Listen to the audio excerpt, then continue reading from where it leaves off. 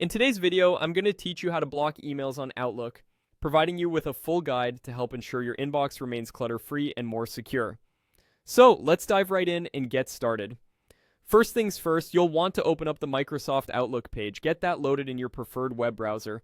Once the page is up, the next step is to access your account. Look towards the top right corner of the page. That's where you'll find the sign in option. Go ahead and click on that.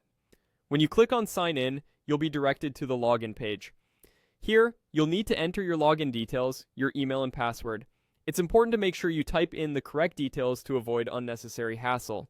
Once you've entered your credentials, hit Next to proceed. After signing in, you'll find yourself on the Outlook dashboard. This is your control center where you can manage all your emails. Your next stop will be the inbox. By clicking on it, you can see all the emails that have landed in your mailbox. Now, let's say you have an email that you wish not to receive in the future. This is where blocking comes in handy.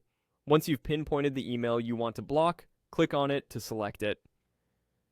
If you look towards the top left corner of the screen, you'll see a ribbon of different options. These are essentially tools that help you manage your emails. What you're looking for is a subtle three-dot icon. Clicking on this will trigger a drop-down menu with several options. Now, as you scroll through the drop-down menu, keep an eye out for the block option. Once you locate it, click on it. This action will prevent any future emails from the selected sender from reaching your inbox. It's as simple as that. And there you have it, a straightforward way to block unwanted emails on Outlook. Implementing this small change can significantly reduce the number of unwanted messages you receive, giving you a cleaner and more manageable inbox.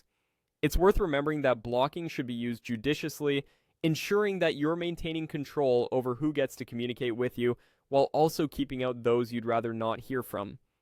Thank you for watching, and I hope you found this guide helpful and easy to follow. If you did, make sure to give us a thumbs up and subscribe for more insightful guides in the future.